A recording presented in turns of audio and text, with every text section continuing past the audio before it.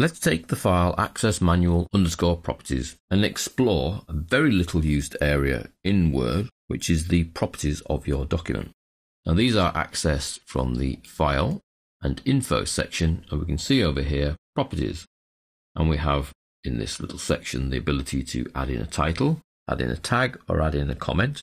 Other data such as total editing time, words, pages and file size are fixed, and they are calculated by Microsoft Word for you, so you can see when the file was last edited, who is to do with it. So I've got training as an author, last modified by Guy, which is me. Now there are advanced properties which are accessible from Properties, Advanced Properties, and in here we have a number of tabs. We have the General tab, tells us where the file is, its size, when it was created, when it was modified, when it was last accessed.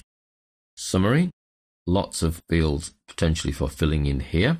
Statistics, total editing time, pages, paragraphs, lines, words, characters, and characters with spaces. So a lot of information there. Contents and custom, which allows you to add your own sets of data in the properties. Now, most people don't bother filling in the properties information, really because they're not really aware of it or of its uses. One thing that the properties do, if we go around to Windows Explorer and hover over our document, is it pops up a little yellow box that tells us some of the properties, such as the document type, the authors, the size, and the date modified. Now, if we actually modify some of these properties by going into the advanced properties, summary, these are the ones that are most useful because they're going to appear in that little yellow pop-up box, and we'll be able to use them actually in the document itself at a future stage.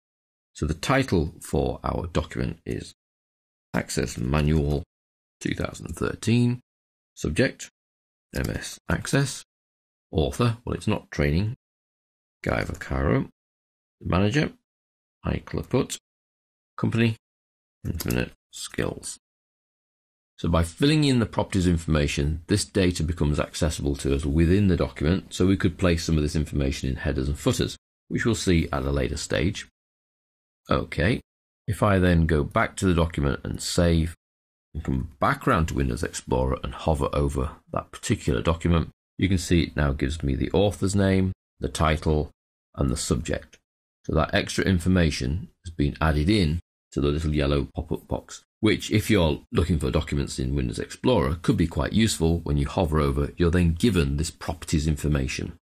So we access the properties through File and Info, properties on the right-hand side. Some of those property values are calculated by Word because they're the last modified, how long you've been working on the file, those kinds of things. But in the advanced properties, if we access the summary information, these 5 fields are pretty important and very useful to us in Word in its properties. You can fill in the others, such as the category, keywords, comments, but they're mainly Windows-based tools if you're organizing your files and looking for your files. The ones that are pertinent really for Word are the 5 in the top section here. That's OK. And always make sure that you save the document so that those properties are saved with the document.